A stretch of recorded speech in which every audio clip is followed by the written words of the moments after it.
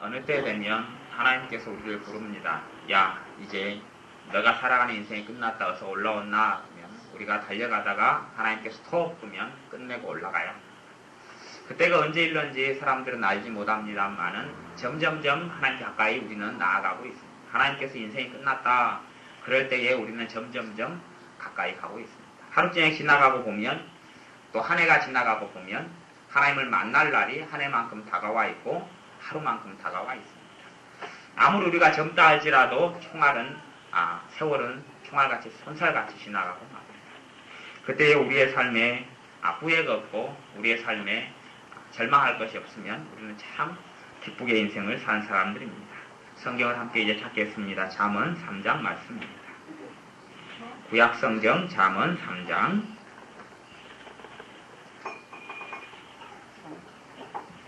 잠언 3장 13절 말씀. 주보 앞면에 실어놨습니다. 잠언 3장 13절. 잠언 3장 13절부터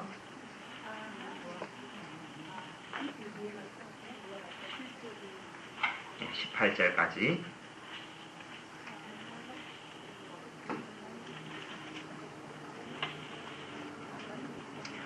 잠언 3장 13절을 먼저 읽습니다. 잠언 3장 13절. 주보 앞면에 있습니다. 못 찾으시면 주보 맨 앞에 잠언 3장 13절 본문 말씀이라고 되어 있습니다.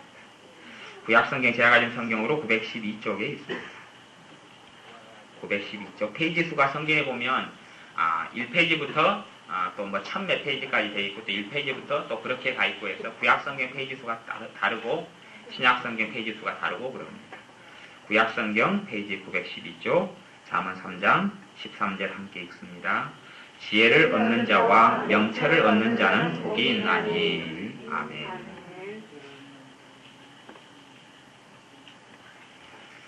예수님을 믿는 사람들에게 또 이 땅의 사람들에게 정말로 중요한 것이 있습니다. 그것이 꽤 여러 가지가 있습니다. 그 중에서 믿는 사람들은 사랑이 제일 중요하다 그러고 또 하나는 믿음이 중요하다 그럽니다. 근데 의외로 어떤 면에서는 사랑이나 어떤 면에서는 믿음보다 더 중요한 것이 있다고 하나님은 말씀합니다. 그게 뭐냐 그러면 지혜가 그렇다 그럽니다. 믿는 사람들은 지혜가 어떤 면에서는 가장 중요하고 지혜가 모든 것을 세우는 발판이 되고 기초가 된다 그럽니다. 그 지혜가 첫째는 예수님을 내 구주 내 하나님으로 믿는 것이 참 지혜라 그럽니다. 그 지혜의 반석 위에 인생을 세우고 삶을 세우고 가정을 세우고 또 사랑이라는 울타리를 세우고 그렇게 하는 겁니다. 지혜를 얻는 것이 은을 얻는 것보다 낫고 그 이익이 정금보다 낫다. 오늘 말씀 14절에는 그렇게 이야기합니다.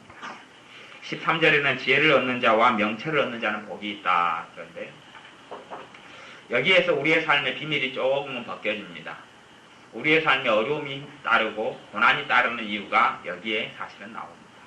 우리의 삶에 예수님을 내가 믿고 기도를 하면 어려움이 하나도 없어야 할 텐데 왜 어려움이 이렇게 많을까? 왜 눈물을 흘리는 세월들이 많을까? 왜 기도를 해도 어떨 때는 하나님이 기도를 좀 늦게 응답해주고 너무나 늦게 응답해주는 것 같은가? 하는 것에 대한 답이 오늘 말씀 읽은 13절에가 힌트가 나오는데 12절을 제가 읽어보겠습니다. 대저 여호와께서 그 사랑하시는 자를 징계하시기를 마치 아비가 그 기뻐하시는 아들을 징계함같이 하시느니라. 하나님의 사랑하는 자녀들 하나님께서 뭐 한다 그럽니까? 징계한다는 이야기는 사실 훈련한다 그 말입니다. 훈련한다. 징계란 말은 좀 안 좋은 의미로 좀 쓰이는 것 같은데 본래 의미는 훈계하는 겁니다. 훈계하려고 부모가 자식을 양육하고 키우는 그런 훈계를 이야기합니다. 부모가 자녀를 양육할 때 말을 안 들으면 야단도 치고 회초리도 때리고 때로는 벌도 주고 그렇게 합니다. 근데 부모의 성질에 따라서 그렇게 하지 아니하고 참 사랑을 가지고 그렇게 할 때에 자녀는 올바르게 자라가게 됩니다. 마찬가지로 우리의 삶에 때로는 하나님께서 우리의 기도에 늦게 들어주시는 것 같은 것, 때로는 우리의 삶에 고난과 어려움을 하나님께서 허락하시는 것은 왜요? 우리가 하나님의 훈련을 받음으로 뭐가 생긴다 그럽니까? 지혜와 명철이 생기기 때문에 그렇다. 참 지혜와 명철을 하나님께서 우리에게 얻게 하시려고 고난이 기다리고 때로는 어려움이 기다리고 때로는 기도를 해도 오랫동안 응답되지 않는 일들이 벌어집니다. 하나님께서는 기도에 대해서 성경에 보면 그런 비유를 듭니다. 저는 옛날에는 참 그 비유가 이상하다고 생각했습니다. 어떤 비유를 드냐면, 너가 하나님께 기도할 때 오랫동안 기도해도 낭만하지 말고 절망하지 말아라. 그리고 끈기 있게 기도하면 끈기 있게 기도하는 것이 하나님의 축복의 문을 가져오고 하나님의 기도 응답을 가져온다. 그런 이야기가 있습니다. 그러면서 어떤 비유를 예수님께 드냐면, 한 악한 재판관이 있다 그럽니다. 못돼 먹은 재판관이 있는데 그 재판관에게 어느 날 가난한 과부가 가서 내 억울한 사정을 좀 들어주다 그러니까 이 재판관은 못돼 먹은 사람이어가지고 뇌물을 받지 않으면 어려운 사람들의 하소연은 아랑곳하지 않습니다. 돈 가진 사람의 편에 서고 없는 사람의 편에 서지 않는 사람입니다. 그런데 오늘 저녁에 가서 대문을 두드리면서 제발 나의 억울한 사정을 풀어주세요. 그러니까 재판관이 신청도 안 합니다. 그것을 맨날 며칠에 했는지 모르겠습니다. 하도 하니까 이 성질마다 개팍하고 악독한 재판관이, 요즘으로 이야기하면 판사가 되고 요즘으로 이야기하면 뭐 검사가 되는 사람들입니다. 경찰관들, 높은 직책에 있는 경찰관들. 그 사람이 가만히 있다가 잠을 못 자겠는 거예요. 못 살겠는 거예요. 그래서 아싸리 그냥 뇌물을 안 받더라도 뭐 해주는 게 편합니까? 그 과부의 억울한 사정을 들어줘 버리면 편하잖아요.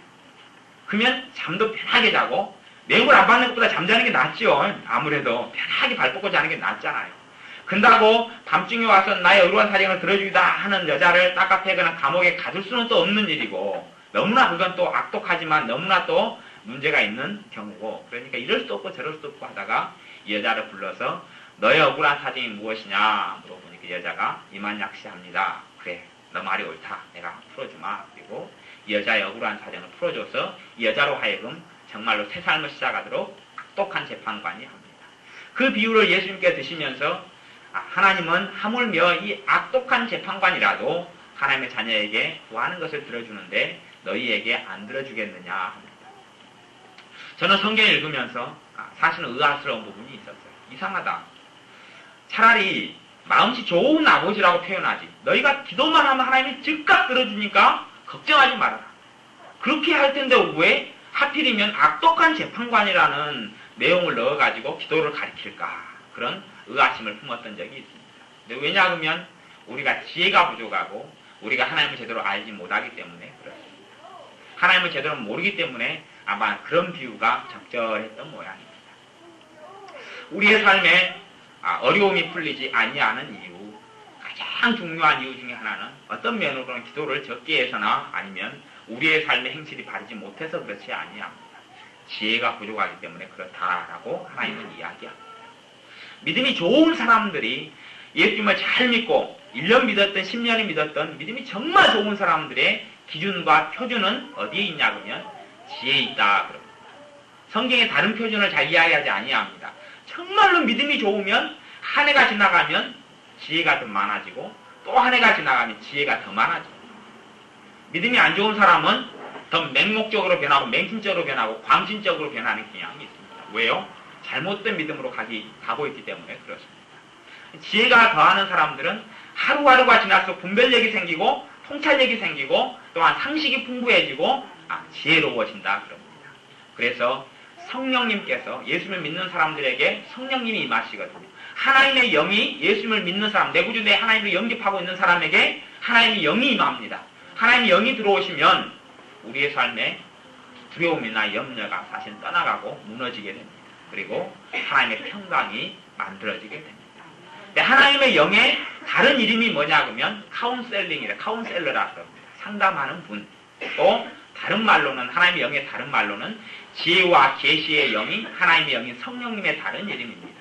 그래서 우리가 믿음이 제대로 된 믿음을 내가 가지고 하나님을 섬기는 삶을 살아왔으면 지혜가 생길 수밖에 없습니다.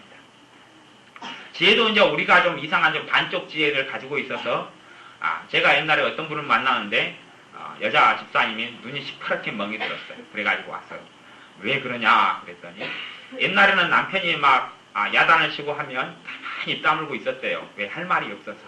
근데 예수님을 믿는 순간부터 이상하게 말재주가 좋아지더니 남편한테 딱딱딱딱 날라드니까 남편이 도저히 말로 못 해보겠는 거예요. 옛날에는 남편이 남자들은 논리적이잖아요. 팍팍 하니까 남편이 당했는데 이상하게 예수님 믿는 순간부터 이 여자가 말빨이 세진 거예요. 그래서 남편이 도저히 말로는 안 돼 보니까 결국은 주먹으로 눈탱이라도 때렸다고 그래요. 그리고 왔어요. 근데도 하나님의 평강이 있으니까 눈탱이가 시퍼렇게 됐는데도 허허허 웃으면서 내가 이제 남편 조금 있으면 쪽도 못 쓰게 만들 수 있다고 그런 이야기를 하는 걸 들었습니다. 근데 하나님을 믿게 되면 뭐가 오냐 그러면 예수님께서 그렇게 이야기해요. 너희가 예수를 믿는 사람에게는 구변과 그 다음에 구변은 말재주로 하는 겁니다. 구변과 나중에 너희가 말로 누구든지 못당하게 하는 구변과 지혜가 온다. 그렇게 이야기해요. 누굴 통해서요? 성령님을 통해서. 근데 그것이 이상하게 섞여버리니까 사실은 나도 모르게 하나님이 주신 지혜하고 내 지혜하고 섞이고 내 잔머리하고 섞이게 되니까 하나님의 지혜이고 말재주인 줄 알지 못합니다. 아마도 그래서 대부분은 예수 믿는 사람들 제 생각하기에는 수영을 잘 못해도 물에 빠지면 좀 살지 않을까 싶어집니다. 믿음이 좋아지면 뭐가 좋아집니까? 지혜가 좋아지니까 입이 잘 살아나니까 뭔 뜹니까? 물에 빠지면 입은 뜰 거 아닙니까? 그러면 숨을 샥샥샥 쉬면 되잖아요. 저는 그래서 아직까지 6살라도 수영을 못 배웠습니다. 그 바다에서 막 배도 타고 그랬는데도 수영을 못 배웠습니다. 왜냐하면 자신이 있었습니다. 왜? 물에 빠지면 이건 둥둥둥 뜬다는 자신이. 예수 믿는 사람들은 구변이 좋아지고 지혜가 생깁니다. 그래서 어떤 사람이 믿음이 좋은 사람이냐? 옛날에 믿음이 좋은 사람을 집사님으로 교회에서 뽑았습니다. 그리고 하나님의 일을 맡기고 하나님의 많은 것들을 관리하게 했습니다. 교회 일을 보게 했습니다. 근데 집사님을 뽑는 기준이 눈으로 보면 믿음이 좋은지 안 좋은지 알 수 있습니까? 모릅니까? 몰라요. 뱃속을 알 수 없기 때문에. 근데 그걸 알 수 있는 기준이 있다. 그러고 이야기했습니다. 어떤 사람을 뽑았습니까? 지혜와 성령이 충만한 사람. 성령이 충만하다는 이야기는 겉으로 보면 알 수 있습니다. 하나님이 여기 충만하면 얼굴이 편안합니다. 그냥. 짜증이 없고 분노가 없고 있을 수도 있는데 그것이 자주 있지는 않고 점점점 줄어들어 가게 됩니다. 그것보다 더 큰 특징은 지혜가 있어집니다. 지혜가 있어집니다. 세상살이에도 지혜가 있어집니다. 하나님의 지혜는 그냥 하나님의 지혜 뭉텅이 보따리를 가지고 받아라 그러고 딱 던져주는 게 아닙니다. 지혜가 누굽니까? 하나님이 지혜입니다. 예수님의 다른 이름이 지혜라 그럽니다. 이사야에 보면 예수님이 오시는데 예수님의 그분의 이름이 기묘라, 모사라 그럽니다. 예수님의 이름이 기묘는 뭐냐면 기묘하신 분, 너무나 모든 것을 잘 풀어나가시는 분, 이걸 기묘라 그러고 모사란 이야기는 꽤 못자, 선비사자 그래가지고 꾀를 잘 부리는 분, 무슨 말입니까? 지혜가 있는 분, 지혜자라 그런 말입니다. 예수님의 다른 이름이 지혜자. 예수님의 또 다른 이름이 전능하신 하나님. 왜요? 아들 하나님이 참 하나님이 사람이 되셨기 때문에 예수님의 이름은 당연히 전능하신 하나님, 또 영존하시는 아버지다. 이사야에 그렇게 이야기합니다. 예수님의 이름이 뭡니까? 지혜자예요. 지혜예요. 우리가 예수님을 믿는 순간에 특별히 예수님 믿고 난 다음에 성령을 받은 다음에는 예수님, 지혜 되신 예수님과 우리 사이에 뭐가 뚫리겠습니까? 통로가 뚫려요. 통로가. 지혜가 오는 건 아니에요. 통로가 뚫려요. 그 통로를 내가 내 죄악으로 막지 않고 내가 믿음으로 통로를 뚫어놓는 한은 지혜가 공급이 계속 되어지는 거예요. 그러면서 말티주가 늘어나니까 누구하고 싸워도 이제는 지지 않아요. 그래서 예수님을 잘 믿는 아줌마들은 특별히 더 강력해지는 게 있는데 목청이 더 두꺼워지고 목소리가 강력해지고 톤이 강해지는 경향이 아마 제 생각에는 있는 것 같아요. 오늘 읽은 말씀을 다시 한번 봐보겠습니다. 잠언 3장입니다. 잠언 3장 15절 같이 읽습니다. 지혜는 진주보다 귀하니 너의 사모하는 모든 것으로 이에 비교할 수 없도다. 아멘. 우리는 뭘 사모합니까? 저도 간혹가다 복권을 사봤더랬습니다. 근데 500원 하나 제대로 된 적이 없는 것 같아요. 우리의 사모하는 것이 때로는 돈이 다급하면 돈입니다. 우리의 사모하는 것이 우리의 건강이 안 좋으면 사실은 건강입니다. 가정생활이 안 좋으면 가정입니다. 자녀가 지혜롭지 못하고 공부를 못하면 자녀가 공부 잘하는 겁니다. 직장이 없으면 우리의 사모하는 것이 1순위의 직장이 놓입니다. 근데 하나님은 뭘 이야기합니까? 우리가 사모하는 것, 우리가 바라고 소망하는 것보다 뭐가 가장 낫다 그럽니까? 오늘 말씀 방금 읽었잖아요. 네. 지혜가 낫다. 지혜는 진주보다 귀하니 너의 사모하는 모든 것, 내가 바라고 소망하는 모든 것하고 비교할 수 없이 월등하게 좋다 그러는 겁니다. 왜요? 지혜를 얻으면 내 사모하고 바라는 것이 그 다음에 꼴랑지처럼 달라붙기 때문에 그렇습니다.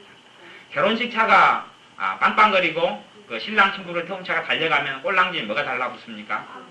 깡통이 달라붙듯이 우리가 지혜를 얻게 되면 우리의 원하는 것이 그 다음에는 일반적으로 주로 많이 자동적으로 따라오게 됩니다. 그래서 하나님은 지혜를 먼저 얻으라 그럽니다. 기차를 타고 갈 때에 보통 사람들은 기차 열차가 중요하다고 생각합니다만 열차는 중요하지 않고 열차 타는 승객칸은 중요하지 않고 그 기관 차가 중요합니다. 앞에 게 중요합니다. 마찬가지로 우리의 삶을 뭐가 끌어가느냐가 중요합니다. 우리가 있는 열차 개차에 타가지고 야 개차가 침대칸이네 아니면 의자가 앞뒤로 제껴지네 하고 그것이 아무리 호화롭게 되어져 있다 할지라도 열차 기관차가 못 쓰게 되고 고장나면 출발하지 못하고 우리의 원하는 목적지에 이룰 수가 없습니다. 우리의 삶을 이끌어가는 것이 분명히 지혜해야 된다고 하나님은 이야기합니다. 그 밑에 읽어보겠습니다. 16절을 읽어봅니다. 3장 16절. 그 우편 손에는 장수가 있고 그 좌편 손에는 부귀가 있나니.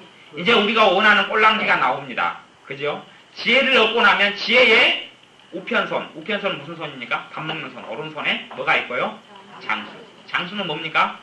건강하고 오래 사는 거예요. 그냥 오래 사는 건 장수가 아닙니다. 그러면은 식물인간도 오래 살지요. 그건 장수가 아니고 건강하고 오래 사는 게 장수입니다. 그 장수가 오른편 손에는 있고 왼편 손에는 부귀가 있다. 부귀라는 이야기는 돈만 의미하지 않고 명예를 의미합니다. 남에게 존경받고 인정받고 사랑받고 그것을 부귀라고 그럽니다. 우편손과 좌편손에 사실은 우리가 세상살이 하면서 가장 원하는 것들이 있는데 뭐의 좌편손과 우편손에 있습니까? 지혜의 좌편손과 우편손에 있습니다. 우리가 지혜가 더해가야 합니다. 우리가 신앙생활을 오랫동안 하면서 그 지혜가 더해가지 않은 사람은 사실은 하나님을 제대로 믿음이 깊어지지 아니하고 그리고 그 우편손과 좌편손의 지혜의 양에 따라서 아마 좌편손과 우편손의 것이 좌우되지 않겠습니까? 어린아이는 오른손과 왼손에 물건을 들어도 무거운 걸 들 수 없습니다. 왜? 어린아이이기 때문에. 어른이 되면 무거운 걸 들 수 있습니다. 몸이 병든 사람은 무거운 걸 잘 못 듭니다. 그에 따라 지혜가 크면 무거운 아주 묵직하고 커다란 장수가 있고 커다란 부귀가 따라올 겁니다. 근데 어린아이고 갓난쟁이고 난장이고 우리 재윤이나 의찬이 같이 어린애들은 기껏해야 그냥 겉에는 막 커도 속 알맹이는 없는 가방이나 메고 있을 수밖에 없습니다. 왜요? 아직 힘이 없기 때문에 그렇습니다. 우리의 믿음에 장성한 사람이 되어지면 우리가 원하는 것이 따라오게 됩니다. 거꾸로 우리가 지혜를 원하지 아니하고 장수를 원하고 부귀를 먼저 원하면 순서가 거꾸로 돼가지고 마차가지고 마차를 이끌어가야 되는데 마차로 말을 이끌어가려고 하는 사람들 그런 어리석은 우를 범하는 것처럼 아름다운 결실과 결과물들을 얻지 못하게 됩니다. 그 밑에 읽어보겠습니다. 17절 잠언 3장 17절 그 길은 즐거운 길이요 그 찻병은 다 평강이니라. 무슨 길이요? 지혜의 길이 즐거운 길이다 합니다. 우리가 즐겁지 못하면 뭐가 없기 때문에요? 지혜를 얻지 못했기 때문에 그렇죠. 지혜는 한 번 와가지고 멈추는 게 아니고 하나님과 지혜, 참된 지혜자 되신 예수님과 통로가 열린다 그랬습니다. 예수님을 내 구주 내 하나님을 믿는 순간에. 그러면 삶의 모든 일들과 순간들마다 지혜를 구하면 지혜가 들어오게 됩니다. 그게 쌓이게 됩니다. 우리는 사실은 그걸 많이 원하는 것 같아요. 저도 옛날에는 지일나게 공부 못하던 때가 있었습니다. 초등학교 때는 공부를 지일나게 못해가지고 저도 그 볼펜이 육각형인가 오각형 되잖아요. 그 뒤에 꼭다리를 떼야지 이게 굴러갑니다. 1번부터 4번까지 쓰고 한 칸이 한두 칸 남아가지고 그 칸에는 X로 이렇게 그어놓고 근데 이 꼭다리 볼펜 이렇게 뚝뚝 누르는 꼭다리를 안 떼면 이게 제대로 이게 못합니다. 주사위처럼 사용을 못합니다. 근데 저는 초등학교 때는 공부를 못해가지고 몇 번 볼펜 꼭대기를 떼가지고 주사위처럼 이렇게 사용한 적이 있습니다. 예수님을 믿는 사람들이 사실은 어떤 걸 원하냐 그러면 하나님을 주사위로 쓰기를 원하는 것 같아요. 그러잖아요. 직장 생활을 하게 되면 직장이 두 개가 있어요. 우리는 그렇게 기도해요. 하나님 오른쪽입니까? 왼쪽입니까? 하나님 1번입니까? 2번입니까? 지금 내가 사업을 해야 되는데 장사할 수 있는 것이 네 가지가 있어요. 네 가지 장사. 내가 PC방도 할 수 있고 또 음식점도 할 수 있고 미장원도 할 수 있고 네 가지가 할 수 있어요. 그러면 하나님 내 중에서 하나 찍어주세요. 기도를 합니다. 그렇게 하고 응답을 받기를 원합니다. 하나님을 뭘로 사용합니까? 점장의 점치는 주사위로 사용하기를 원합니다. 근데 하나님은 그런 방식으로 일하신다 그러니까 안 한다 그럽니까? 그 방식이 아니다 그럽니다. 그 방식이 아닙니다. 하나님은 뭘 주시는 거냐 그러면 지혜를 주십니다. 그래서 지금 현재 상황과 지금 현재 경제 상황과 사람들이 원하는 소비자들이 원하는 기호가 네 가지 것 중에서 어떤 것이 좀 맞을지가 나도 모르게 알게 되어지는 겁니다. 그렇게 되어지지 네 가지 중에 하나를 집어가지고 이걸 해라 그러는 게 아닙니다. 내가 장사를 하게 된다 그러면 하나님 장사가 잘 되게 해주실랍니까? 안 되게 해주실랍니까? 하나님 장사가 잘 되게 해주십시오. 그런 기도보다 하나님께 뭘 달라 그러면 장사가 잘 되겠습니까? 지혜를 달라 그러면 장사가 잘 됩니다. 저는 예전에 사범대를 나와서 그 교생 실습을 해야 됐더랬습니다. 고등학교에서 교생 실습을 해야 되는데 제가 칠판 글씨 신랑이 못 써요. 그래서 칠판 글씨 쓰는데 엄청난 스트레스를 가지고 있었어요. 어떻게 내가 이제 애들하고 수업을 하면서 칠판에 글씨를 쓸 것이냐. 그리고 제가 또 글씨를 쓰는 속도가 너무 느려가지고 고생을 많이 했어요. 까맣게 쓰게 할 때 똑같이 열심히 쓰는데 남이 한 장 쓸 때는 반장을 채 못 줬어요. 또박또박 쓰느라고. 그런데 하나님께 기도했습니다. 하나님 글씨를 쓰는 지혜를 주십시오.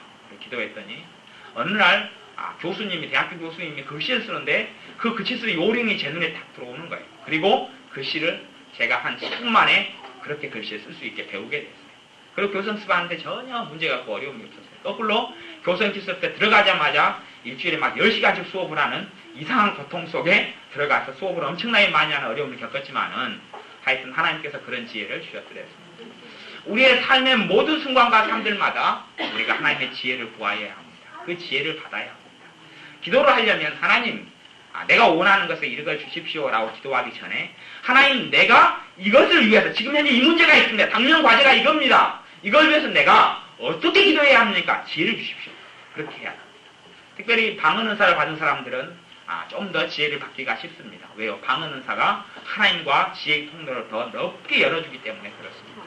소리 내가지고 방언으로 좀 크게 기도한 다음에 크게 기도하고 있으면 그 다음에 기도 제목과 지혜가 옵니다. 대부분의 많은 경우에 방언으로 막 기도하고 하나님 내게 지혜를 주십시오. 그러고 이제 뭐하고 기도하면 됩니까? 어떻게 기도할지 가르쳐 주십시오 해놓고 방언으로 막 기도하면 떠오릅니다. 내가 어떤 일을 선택을 앞두고 있습니다. 하나님 이거에 대해서 내가 먼저 지혜를 구해야 됩니다. 하나님 지혜를 주십시오. 그러고 방언으로 막 기도하면 많은 경우에 한 5 중에 4가지 정도는 지혜가 오게 됩니다. 그걸로 문제를 풀어나갈 수 있습니다. 하나님이 일하시는 방법이 그렇습니다.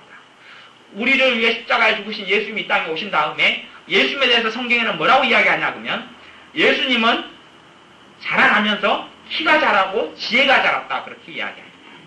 그거 외에는 다른 이야기를 안 합니다. 사람이 키가 자라듯이 어린 시절에서 어른으로 되는 과정에서는 키가 반드시 자라야 됩니다. 근데 예수님의 삶 가운데 뭐가 자랐다 그럽니까? 지혜가 자랐다 그럽니다. 왜요? 사실은 예수님 그분은 지혜자이시기 때문에 그렇습니다.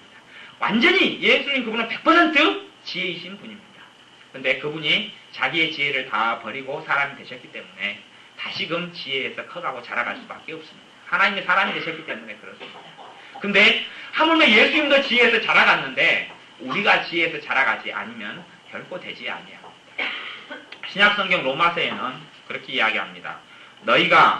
너희에게 주어지는 믿음의 분량대로 지혜롭게 생각하라. 그렇게 이야기합니다.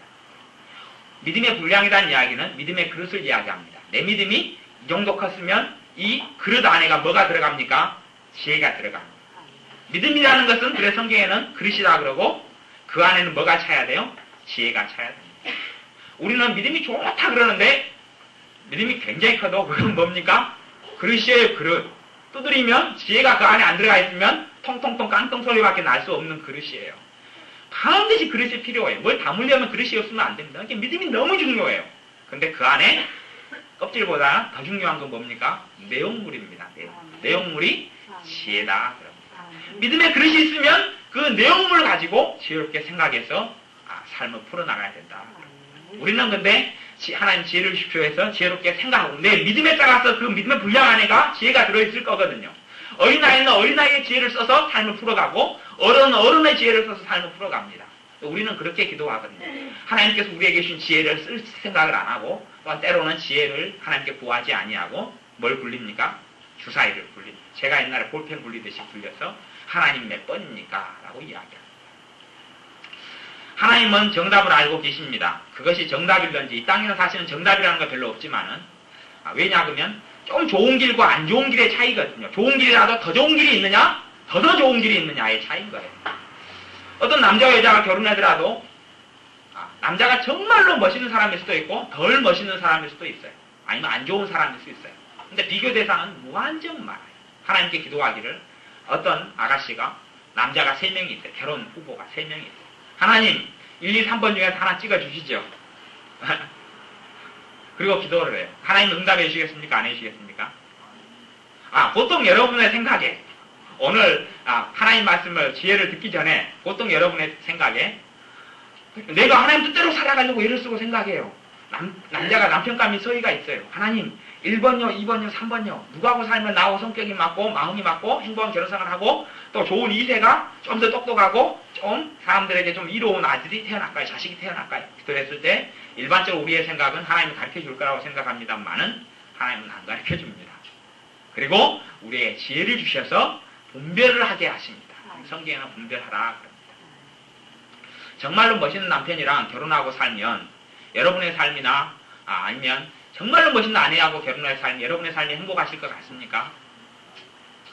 덜 행복해요. 왜 그런지 압니까? 정말로 멋있는 남편이나 정말로 멋있는 아내가 있어도 여러분이 좀 덜 멋있거든요. 완전한 남자, 완전한 여자와 결혼해도 여러분이 불안전하거든요. 그 사람 100% 사람이 100%도 100% 여러분 50%예요. 만나면 몇 프로밖에 안 돼요? 75%, 25%는 빈다는 이야기예요. 그것 때문에 완벽한 남자와 결혼해도 하나님 완벽한 남자 찍어줬어요. 이 사람이 100%짜리다. 결혼했어요. 내가 30%짜리네요. 결혼하고 살면 삶의 결과물은 몇 프로예요? 한 30%짜리면? 네. 평균이 몇 프로인가요? 네, 65%밖에 안 돼요. 65% 동안에 35%는 힘들어요. 누구를 원망합니까? 35% 힘들어요. 하나님을 원망해요. 하나님이 찍어주시니까 사람하고 결혼했는데 내가 왜 힘들어요? 그리고 하나님을 원망해요. 사실은 이유가 많은 부분에 내가 30%짜리여가지고 그런데 30%인지도 인식을 못하고 하나님이 찍어줬으면 무조건 풀려야 될 거라고 생각해요. 어떤 사람은 PC방을 하면 성공한 사람이 있어요. 지금 현재 여수에서요. 또 어떤 여수에서 PC방을 하는 사람 가운데 문을 닫는 사람이 있어요. 아마 저는 도로 건너편에 PC방은 문을 곧 조만간 닫겠다라고 판단하는 사람인데요. 그 이유가 여러 가지가 있습니다. 똑같은 사업을 하는데 누구는 성공하고 누구는 실패합니다. 우리는 그렇게 기도합니다. 하나님 내가 지금 무슨 사업을 하면 성공할까요? 찍어주면 성공할 걸로 생각하지만 그건 지혜로 풀어가야 되는 몫입니다. PC방을 해도 왜 누구는 성공하고 누구는 실패하느냐 하면 하나님께 지혜를 받아서 지혜롭게 풀어가요. 서비스 좋고 커피도 뭐 공짜로 주고 오면 인사 잘하고 챙겨주고 또 담배 안 피우는 사람 위해서 흡연성을 잘 마련해주고 그런 어떤 지혜를 더해가야 됩니다. 장사를 우리가 하는데 하나님 장사가 잘 되게 해주십시오. 맨날 기도해도 한 10%밖에 기도 응답이 없습니다. 100을 기도하면 10밖에 응답이 없어요. 10, 20, 많으면 30. 진짜 다급하면 하나님이 한 탕은 한 100 정도 보내줍니다만은 그 다음에는 또 다시 뚝 떨어지고 내가 기도를 10개를 했으면 1개, 2개밖에 응답이 안 될 정도로 떨어지고 맙니다. 왜요? 장사를 하면 뭘 기도해야 됩니까? 지혜를 기도해야 됩니다. 자녀를 키우는데 하나님 내가 똑똑하게 해주십시오. 공부를 잘하게 해주십시오. 기도하면 응답이 되겠습니까? 안 되겠습니까? 돼요. 몇 프로 정도? 내가 기도했던 것은 10%, 20%. 어떻게 기도해야 됩니까? 하나님 내가 얘를 어떻게 키울까요? 얘가 영어 공부가 안 되면 하나님 얘를 어떻게 영어 공부에 내가 동기부여를 시킬까요? 내가 어떻게 얘의 성격을 고칠 수 있도록 내게 지혜를 주십시오. 그래야 되지. 하나님 얘의 성격을 고쳐주십시오. 하나님 그렇게 안 했어요. 성격을 얘가 고쳐도 부모와 자식에도 싸움이 있습니까? 없습니까? 있어요. 하나님이 얘 성격을 100% 고쳐줬어요. 얘는 100% 자식이 됐어요. 내가 몇 프로 부모입니까? 30% 부모예요. 만나면 65%짜리로 싸움이 생겨요. 다툼이 생겨요. 하나님의 100%로 고쳐줬으면 그럽니까? 책임은 나한테 사실은 많은 경우가 있는 거예요. 그래서 하나님께서는 답을 던져주시지 않아요. 답을 아무리 던져줘도 정말로 100명의 남자를 못타놓고 아가씨와 결혼을 해요. 선택을 했습니다. 가장 좋은 남자하고 결혼하고 선택했어요. 행복만 있겠습니까? 삶이 살아가다 보면 정말 100명 중에 제일 좋은 남자를 선택했어도 눈물이 있고 아픔이 있고 그럴 수밖에 없어요. 왜? 30%는 나 때문에. 저 사람도 한 60%짜리. 나는 30%. 나보다는 좀 좋아도 합치면 평균 50이 안 돼요. 45. 그래가지고 어려움과 고통이 있어요. 그러면 그 원망과 분노의 화살을 하나님께 대부분의 우리의 심리는 돌리게 되어져요. 여러분이 결혼을 하셨는데 선택을 엄마 아빠의 입김에 따라 선택하신 분들은 사실은 이 마음속에 원망과 분노를 가지고 있을 수밖에 없어요. 어려움이 생기니까 엄마 아빠가 결혼하라 해서 했는데 왜 내 꼴이 이 꼴악선이냐고 사실은 원망을 하는 사람들 꽤 많이 보게 됩니다. 또 젊은 사람들 가운데 직장을 선택했는데 직장 선택도 아무리 좋은 직장이라도 어려움이 없겠습니까? 있어요. 왜 나는 100%짜리로 들어갔어도 회사 상사가 다 20%짜리고 30%짜리면 만나면 합치면 몇 프로가 안 되잖아요. 어려움이 생길 수밖에 없어요. 근데 그것 때문에 부모를 원망하는 경우가 많아요. 성격이 참 온순하고 좋은 사람들은 판단을 누구에게 맡기냐 그러면요. 자기 부모나 형제나 친구에게 사실은 판단을 맡깁니다. 그리고 그 조언을 듣고 귀가 얇다 그러죠. 성격이 좋은 사람. 그 조언을 듣고 그 다음에 내가 어떤 직장을 해야 될지 어떤 사람과 결혼해야 할지를 대부분 많이 선택하게 됩니다. 그 다음에 어려워지면 불평하고 판단하고 그렇게 합니다. 하나님께서는 그런 인간의 기본적인 구조와 심리를 아시기 때문에 일단 그렇게 해서는 자라가지 않아요. 아이를 키울 때에 처음부터 30살 됐을 때도 야 아침 밥 먹을 시간이다. 지금 이불 개야 될 시간이다. 지금은 하루에 너가 응아를 몇 번 해야 돼야지 건강한 사람입니까? 하루에 화장실을 대변을 몇 번 봐야지 건강한 사람입니까? 한 번, 기본 한 번. 소변은 뭐 한 5번, 7번 막 그렇게 해야지 건강한 사람입니다. 30살 된 아들을 야 네가 하루에 오늘 똥 놓냐? 안 넣었으면 얼른 지금 자기 전에 누구 하라. 그렇게 가르쳐주면 아이 건강에는 좋습니다. 30살 된 아이 건강에는 좋습니다. 근데 뭔 안 좋습니까? 정상적인 사람 무시를 못합니다. 지혜로 스스로 판단하고 생각하도록 하나님은 우리를 이끌어 가시고 내가 하나님의 지혜를 받아서 그렇게 삶을 살아가도록 하나님은 우리를 이끌어 가십니다. 내 믿음이 좋아지면 나는 지혜로운 사람으로 변하게 됩니다. 사실은 그 지혜는 세상의 지혜하고는 조금 다르다. 참 지혜는 뭐냐 그러면 예수 그리스도를 아는 것이 참 지혜라. 하나님을 만나고 하나님을 아는 것 그게 참 지혜라. 나의 영원한 생명을 어디에서 보낼지 선택하는 것 그것이 바르게 선택하는 것이 참 지혜입니다. 그걸 바르게 선택하지 못하는 사람들은 지혜가 없는 사람들입니다. 내가 삶에서 무엇을 중요시 여기고 무엇을 중요시 여기지 않을지를 선택하지 못한 그건 참 지혜가 없는 겁니다. 사실은 돈 버는 지혜는 대단한 참 필요한 지혜입니다만은 대단한 우리 인생에서 목숨보다 중요한 지혜는 아닙니다. 하지만 예수님을 알아가는 지혜, 예수님을 아는 지혜는 내 목숨보다 중요한 지혜입니다. 왜요? 내 육체의 목숨은 끝나버려도 내 영혼은 끝나지 않기 때문에 가장 중요한 지혜는 내 삶 가운데 하나님을 섬기고 알아가는 지혜입니다. 그래서 하나님을 섬기는 사람 중에서 똑똑한 사람이 좀 적다 그럽니다. 성경에 그렇게 이야기해서 여러분이 다 안 똑똑하다는 이야기가 아니라요. 하나님을 믿는 사람 가운데 이상하게 세상에서 똑똑한 사람 좀 드물다 그럽니다. 세상에서 자기가 똑똑하면 하나님보다는 자기 머리를 의지하기 때문에 하나님께 안 나온다. 근데 세상에서 좀 천대받고 멸시받고 지혜가 없고 인정받지 못 받는 사람들이 하나님께 나와서 정말로 참 지혜를 얻는다 이렇게 말씀하는 겁니다. 참 지혜를 얻는 사람은 그 다음에는 행복을 누릴 수 있습니다. 나중에 여러분들이 지혜에 대해서 깊은 묵상을 하시고 지혜를 얻으려고 기도하시면서 성경을 볼 성경은 잠언이라는 성경입니다. 오늘 잠언 1장부터 마지막 장까지가 잠언이 지혜로운 말이라는 이야기입니다. 지혜에 대해서 이야기합니다. 근데 성경에서 하나님은 지혜를 얼마나 중요시 여기는지 모릅니다. 왜요? 1장부터 마지막 31장까지 뭐만 이야기하니까요? 지혜만 이야기합니다. 기도에 대해서 하나님께 이야기할 때 한 1장부터 10장까지 쉬지 않고 기도에 대해서 이야기한 적이 있겠습니까? 없겠습니까? 없습니다. 그래서 성경을 제가 한 20독 정도는 했을 텐데 제가 성경을 많이 읽어보는 가운데 보니까 한 장을 전체 한 장을 기도하라 이렇게 일관되게 말하는 장도 저는 보지 못했습니다. 한 반장 정도는 기도 이야기했어도 그런 게 없습니다. 많은 잠언에 있으면 1장부터 마지막 장까지 지혜 그리고 딱 끝납니다. 1장부터 마지막 장이 31장입니다. 한 달에 제일 긴 날이 31일. 그러니까 한 달 내내 지혜를 염두에 두고 살아가라. 아마 그런 의미가 있다고 저는 추측해 봅니다.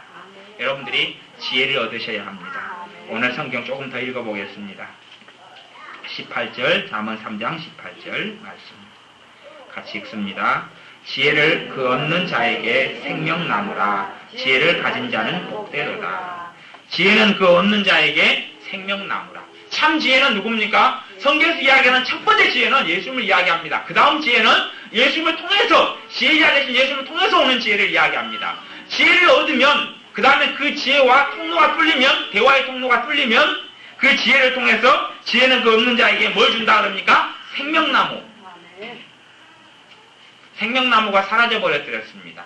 하나님께서 에덴 동산을 만드신 다음에 선과 악을 분별하는 선악과라 그 다음에 생명나무를 만들어 놓으셨는데 생명나무를 하나님께서 다 감춰버렸습니다. 하지만 생명나무가 또한 있습니다. 감춰진 생명나무 말고 지금 현재 우리가 살아갈 때에 우편손과 좌편손에 지혜와 부귀를 누릴 수 있는 그런 생명나무가 있다. 장수와 부귀를 누릴 수 있는 생명나무가 있다. 뭐라 그럽니까? 지혜. 지혜가 얻는 자에게 생명나무다. 생명나무는 뭐냐 그러면요. 지혜가 들어오면요. 내가 걱정이 있던 것이 물러가는 겁니다. 낙담이 있던 것이 물러가는 겁니다. 소망이 없던 것이 물러가는 겁니다. 몸이 안 좋은 것이 좋아집니다. 건강이 찾아옵니다. 뭐가 오면요? 지혜가 오면. 지혜는 참지혜는 예수입니다. 그랬습니다. 자꾸만 예수님께 지혜를 구하고 예수님을 자꾸만 만나면 내가 삶 가운데 자꾸만 만나면 내게 지혜가 생길 뿐더러 그러면 이제 말로 누구든지 다 쫓치고 이길 수 있죠. 그런데 지혜가 생길 뿐더러 생명나무가 되어집니다. 생명나무는 그 열매나 아니 이파리만 따고 내 몸에 붙여도 몸이 다 치료되는 게 생명나무라고 성경 요한계시록에 그렇게 이야기합니다. 성경 몇 절마다 읽어보고 이제 말씀을 정리하겠습니다. 19절 20절을 읽습니다. 여호와께서는 지혜로 땅을 세우셨으며 명철로 하늘을 굳게 펴셨고 그 지식으로 해양이 갈라지게 하셨으며 공중에서 이슬이 내리게 하셨느니라. 21절 내 아들아 완전한 지혜와 근신을 지키고 이것들로 내 눈앞에서 떠나지 않게 하라. 갑자기 지혜 이야기하다가 누구 이야기로 돌아가 버립니까? 하나님 이야기로 돌아갑니다. 하나님께서 지혜로 천진 만물을 창조하셨다. 그 지혜는 예수님이다라고 이야기합니다. 그리고 다시 그 다음에는 지혜를 얻는 자의 얻는 축복에 대해서 이야기합니다. 그 중간에 두 절을 하나님에 대해서 이야기하고 할애하는데 참 지혜는 하나님부터 공급되고 하나님을 찾고 하나님을 아는 것이 참 지혜의 출발점이고 참 지혜 우리의 인생의 집을 짓는 반석이기 때문에 그렇다라고 이야기하는 겁니다. 22절 읽습니다. 그리하면 그것이 내 영혼의 생명이 되며 내 목의 장식이 되리니 내가 내 길을 안연히 행하겠고 내 발이 거치지 아니하겠으며 지혜를 얻고 지혜의 통로를 닫아버리지 아니하면 우리가 지혜를 한 번 얻으면 절대 끝나지 않는다 그랬습니다. 내 삶의 하루에 선택이나 사람을 만날 일이 30번이 있으면 30번 내내 지혜를 구해야 합니다. 그러면 지혜만 오는 게 아닙니다. 왜요? 지혜는 예수님이고 주님이기 때문에 그렇습니다. 내가 하루에 장사를 하는데 사람을 100명을 만납니다. 그럼 100명을 만나면서 하나님 저 사람에게 내가 어떻게 말해야 될까요? 저 사람에게 뭐가 필요할까요? 저 사람의 마음에 내가 어떻게 해야 저 사람이 이루어올까요? 하나님 내가 저 사람과 어떻게 상대해야 될까요? 지혜를 구하면 하나님께 지혜를 줍니다. 근데 지혜만 오는 게 아닙니다. 왜요? 지혜가 올 때 뭐를 끌고 온다 그럽니까? 장수와 부귀를 끌고 온다 그럽니다. 여기는 뭐를 끌고 온다 그렇게 이야기합니까? 그리하면 내 영혼의 생명이 되어서 내가 내 길을, 내 인생길을 안연히 행하겠고, 안연히 행한다는 이야기는요, 평안히, 안연이란 말은 안전에 두려움이 없이 안전하게 살아간다. 그렇게 이야기하는 겁니다. 생활 가운데 하루하루 계속 끊임없이 지혜를 구하는 것마다 안연히 산다는 이야기는 두려움이 없고 내 마음에 평강이 점점 찾아온다는 이야기입니다. 그것을 하나님을 의지한다. 그렇게 다른 말로 표현합니다. 내 발이 거치지 아니하겠으며 발이 거친다는 이야기는요. 걸어가다가 발이 울퉁불퉁 돌이 있고 그러잖아요. 그러면 돌불에 걸려서 자빠지잖아요. 그게 없다는 이야기입니다. 삶의 길에는 반드시 우리는 평평하게 도로가 포장되어 있고 길이 잘 나 있어서 거치는 것이 없다고 생각하지만 우리의 눈에 보이지 않아도 인생살이에는 거치는 돌뿌리들이 가득합니다. 돌뿌리들이 하루에 1000개, 10,000개가 또 때로는 30개, 10개, 5개가 있을 수도 있습니다. 내가 근데 하나님의 지혜를 구하면 그 돌뿌리를 피해가게 되고 보게 된다는 이야기입니다. 돌뿌리가 거치지 않으니까 자빠지지 않는다는 이야기입니다. 24절 읽어보고 말씀을 마칩니다. 내가 누울 때에 두려워하지 아니하겠고 내가 누운즉 내 잠이 달리로다. 누울 때 걱정거리가 없이 누워진다는 이야기입니다. 하나님께 지혜를 구하고 하나님께 지혜를 구하고 하나님께 도움을 요청하고 지혜이신 예수님을 내 삶에 자꾸만 초청하고 모셔드리면 내가 잠을 잘 때도 평안히 자고 내가 누워서 있는 동안에 하나님은 일하신다는 이야기입니다. 나는 누워서 쉬어도 하나님은 내 일을 하신다. 이렇게 하나님은 말씀합니다. 왜요? 지혜 달리신 주님을 구하고 지혜를 구하는 사람들의 열매가 그렇습니다. 기도하겠습니다.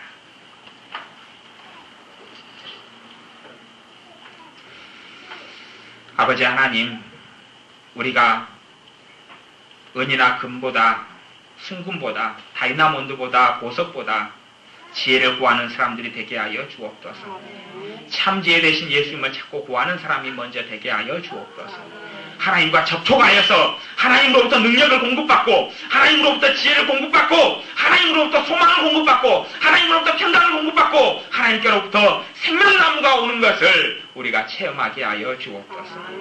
우리가 범사에 하나님의 지혜를 구하여서 삶에 거치는 것들이 없어지게 하시고 삶을 안전하게 매일매일 살아가게 하여 주옵소서. 참 지혜를 얻는 우리의 오른손과 왼손에 장수와 부귀가 있는 것을 체험하게 하여 주옵소서. 매일매일 지혜로 살게 하여 주옵소서. 하루에도 10번씩, 20번씩, 30번씩 하나님께 지혜를 구하게 하여 주옵소서.